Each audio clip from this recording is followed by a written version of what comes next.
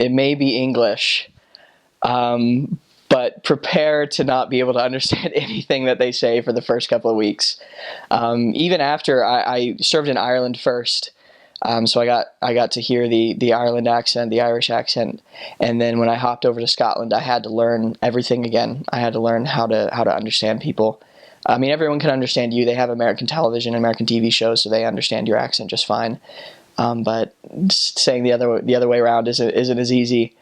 The Scottish accent, I mean, my accents are farcical, basically. I mean, if any actual Scottish people hear them, then they say all that, they'd say, "Oh, okay, Crosby, that's rubbish." So it is. I'd be like, "I'm sorry, I'm trying my best," and they say, "Oh, you'd have to do better than that." That'd be the Scottish people. They're a lot more rough around the edges. That they have interesting words and sayings that we've never heard before. On a day like today, they'd say, "Oh, it's pure drist today," and you say, "What? I'm sorry, it's pure drist today." What? I'm sorry. So they have the word drist, and drist is like gray or kind of not sunny, kind of wet, because the weather there, I mean, it rains nine days out of 10 at least once in the day. So they saw on a particularly gray or bad day, they say, "Oh, it's pure drist," or they say, "Come on, get Ben. And I said, "Get Ben, get in here, get through, come on through, get Ben." Oh, and obviously they say I. I have that habit now when people are talking to me, especially when I talk to someone who's Scottish. I'll say, "Okay, aye, all right, yeah," and they'll say, they'll ask you how you're doing, and the traditional response is, "Oh, I'm not too bad, I'm no bad," or "I'm alright," and that means they're doing really good. If someone calls you all right, then you're okay in their books. I mean, Ireland's a little bit different. It's a whole other accent completely. Irish is a lot more sing-songy, if I were to put it, their intonations. The way that they speak is a lot more sing-songy, so it is, it's a lot more up and down in their voice. Being from the west part of Dublin, I learned that very quickly. And then you can go over to West Ireland, to a place called Cork. I loved Cork. Cork is it's a beautiful town, but they all called it Cark. Here from Cark. The Northern Ireland is different altogether, which I loved. I loved how different you cross over that border, and people speak a lot differently. They say, "Oh, you get the bus, it'll cost you about £5, so it will. I'm from a place called Portadown. Portadown's a town in Northern Ireland, so it is. You never heard of Northern Ireland before? You just heard of a republic? Well, that's too bad, so it is." And there's the joke going around is that Northern Ireland is the only place where you don't need a second witness for the truthfulness of the gospel, because you can get up and you say, "I know the church is true, so I do. The Book of Mormon is the Word of God, so it is." Because they end everything with those sort of sayings, and I love it. Is here, "Oh, I've been here for hours here in church. When you get out here, get out here right now."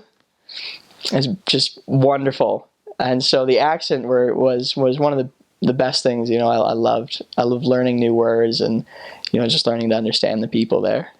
Since you'll be in South London, you don't have to deal with a lot of the heavier accents. They usually speak a little bit more proper down there.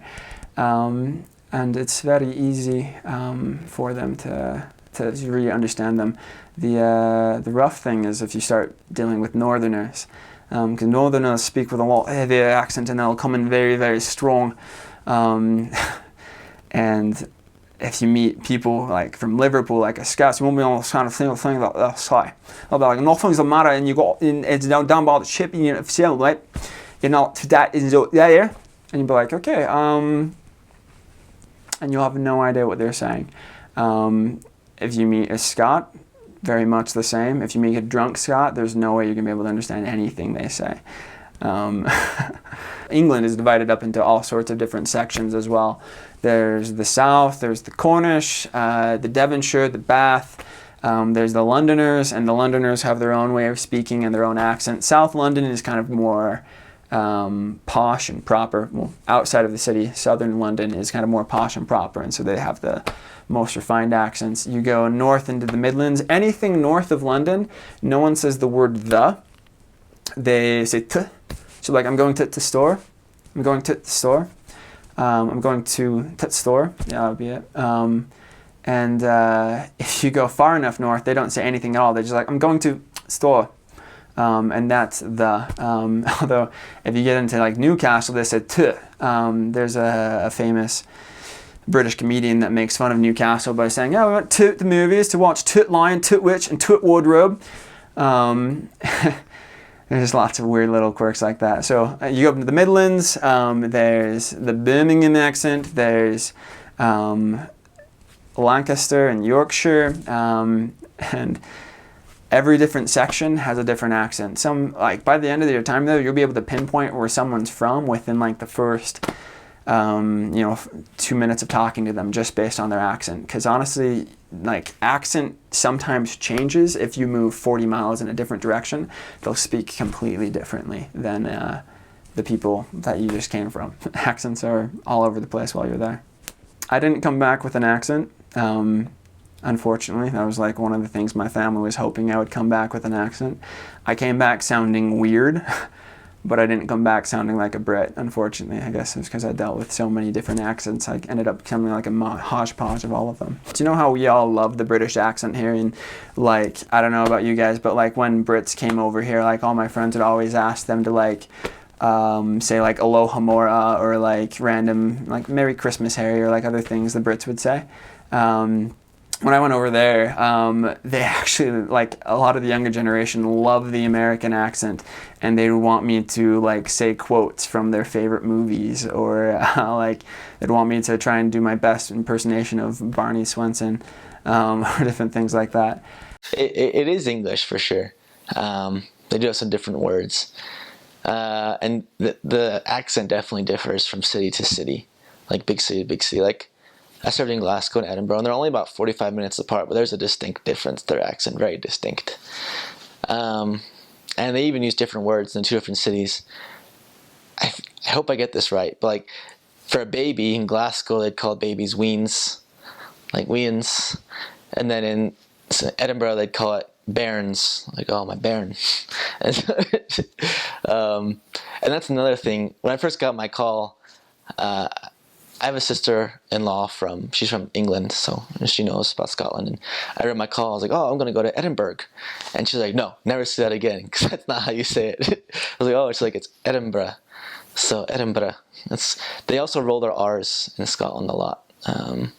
That's just part of the way they speak English, I guess. And but yeah, like, for example, another word, not everyone says this, but instead of no, they'll say ken. Like, for I don't know, they'll say I dunny ken. And so, like, I dunny ken what you're saying. My accent's not very good, but I like to pretend sometimes. I'm trying to think of what other words they use. Like in Glasgow, for example, a lot of times they won't say hi. People in the street will speak, all right. So, like, all right, big man. And that's how they'll get your attention. Let's kind of wave at you and say stuff like that. And yeah, they talk really fast sometimes, and you just got to get used to it. For example, lake. They don't say lake, they say loch. So you've heard like Loch Lomond or Loch Ness. Those are just lakes. That's what loch means. What else is there? There's a lot of words that are British as opposed to American. Like, they don't say the trunk of a car, they'll say the boot of a car. Or they don't pronounce it garage, they say garage. There's some other, they spell things differently too. I thought it was funny that they, instead of spelling tire, T-I-R-E, they spell it T-Y-R-E. So the tires of a car, T-Y-R-E. It's mostly similar. It's just getting used to how they say things, and a lot of times, like, the more people watch like American movies, or their accents won't be as thick, or the more they work around people from, because it's also like a melting pot, like I said. Like, people from Aberdeen moved down to Glasgow, and so they'll work with people from Glasgow, and their accents will kind of start to mimic each other a little bit. But there are some people you'll meet, especially like just the common Joe Schmo on the street. His accent can be really thick sometimes, and it's just old people too. Their accents can be really thick, and you just gotta really listen.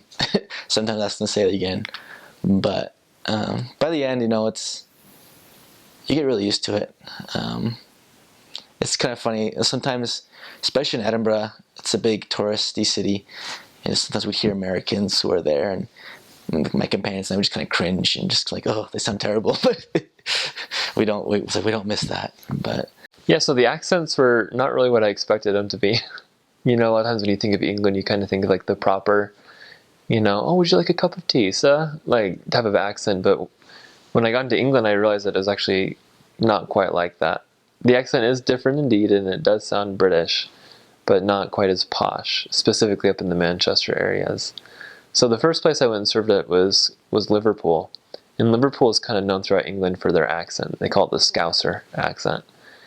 And it's kind of like a little bit higher. It's like, I'm from Liverpool, you're right, mate? It's kind of like a little bit quicker, a little bit faster, a little bit higher up. And so when I was serving there, I always had to be like, wait, what did you just say to me? It took me a little bit of time to get used to it. And one of the things that took me a little bit of time to get used to as well is a common greeting that people have in England is just, oh, you all right? Like, you all right, mate? And so I was like, yeah, I'm all right. Does something seem like it's wrong? But, that's kind of a common way that they greet each other. It's just, oh, you all right? You all right? And so I learned quickly to say, yeah, I'm all right. You all right? Just as kind of a common, like, yeah, I'm doing good. How are you doing? That's kind of the equivalent of us saying, oh, how are you? To someone that we haven't seen for a while. The other parts of England don't really have quite the same accent as Liverpool does. When you go up north, it's called the Cumbrian accent. It's like a little bit thicker, and you almost have like some more Scottish influence, especially as you start getting up towards the border. And then Manchester's like a little bit thicker, a little bit heavier. Like, I'm from Manchester, and so it's like a little bit kind of heavier. I don't really know how to explain it beyond that. But in terms of like learning the accent, you don't, as a missionary, you don't need to try to like learn the accent. You don't need to try to speak like everybody else. There will be a lot of phrases. There will be a lot of things with the language that will come, not like just words that you'll start using, and you'll always refer to going back to the flat instead of going back to your apartment. There'll be just a lot of lingo and a lot of words, such as the rubbish bin instead of the garbage can. There'll be just like a lot of words that will kind of come along as you're there. In terms of like specific preparation, I wouldn't worry too much. There's a lot of things that I just kind of picked up as I went along. And in terms of like picking up an English accent, I wouldn't say I really picked up an English accent. I think that there's a lot of ways, like the inflections and how they ask a question. For example, like in America, we ask, oh, are you going to the store? But in England, they'd ask, are you going to the store? Like they'd kind of have like a higher inflection at the end. And I picked up a lot of that on my mission just from always being around English people. And, I think you become a little bit more soft-spoken because Americans, coming from an English perspective, Americans are usually a little bit louder, a little bit kind of boisterous in public, whereas the English are a little bit more reserved and kind of a little bit more keep to themselves in public. And so the accent was fun. It's fun to learn a lot of new words, new lingo, but it's something that, definitely comes. And it's funny, I'd expected the English accent to be what we hear when we go to films or listen on the radio, and it's that very, very nice, rolls out the tongue, pleasant to listen to English accent. And East London, in particular Essex, is known for actually having a lot of British like street talk, where it's kind of sloppy, and it's got a lot of slang expressions in it. And so it was very, very rare for me to hear anyone whose accent was so nice that it reminded me of what I thought the British accent was like. But I don't know, you toss in a lot of expressions. It would sound a lot more, you don't say hello there, you say, hey, you're right. Yeah, I'm alright. Are you alright? Yeah, I'm alright. And you do that for a little while. You have expressions, mind how you go? Oh, where are you off to, elders? Hey, my man, how are you? That was Norfolk, which was known particularly for having a really relaxed culture. And so those are just, I don't know, I learned it best with the expressions that I learned there, and sometimes even being back here, it's hard for me to give up an expression like cheers. Is how you say goodbye and thank you at the same time. Oh, cheers, mate. Because those things don't exactly translate directly into English. Even being back, I find it hard to keep them from slipping out in what I say. They definitely talk differently, and you go across the country and they all talk differently from place to place as well. So I started out in Wales. They kind of have a little bit of a sing-songy accent, and you go over to Lincoln. I went over to Lincoln. It's on the east coast, near Nottingham, and again, different accent. You go to Birmingham, and there's like 15 different accents just in the city of Birmingham. And to be honest, when I first got over there, when I was speaking on the telephone, I hated talking on the phone. I hated it. My trainer would always give me the phone, and we'd go every other day, and I struggled to understand what people said on the phone. What? So talking on the phone was a little bit difficult, but whenever you could see their lips, it wasn't a problem. It wasn't a problem. Besides just the phone, and eventually I got used to that as well. So, but it's a lot of fun. All the accents are fun. I did not pick up an accent when I was there. A lot of people asked me if I did, and I guess I'm just too American. But to be honest, what I found is that a lot of missionaries that had an accent, it was a little bit contrived. They wanted to pick up the accent, when I guess I wasn't really focused on that. So. Rubbish is garbage or trash, and that's a term that I still use today. Rubbish is something, and it's also just to say something that's rubbish. You kind of, it's an expletive maybe a little bit as well. And then also pants. Pants are underwear, so that's one that it took me a little bit while to remember, get used to. On this, we in order to find people, a lot of times you just go out and try to contact them on the street. You just out on your bikes and you go talk to people, and you're searching for anything you can say to talk to this person, just to stop them. And so I complimented people on their pants a number of times, and got a couple of weird looks because of it.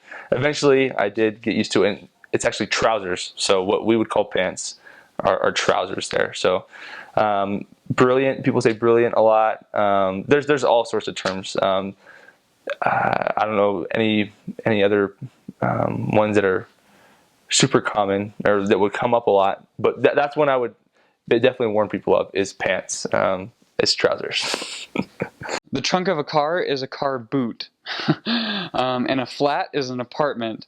You'll learn the rest of the stuff. There's just some funny things that take some time to get used to, and you'll get used to it. The thing to know about accents is that they're different from city to city.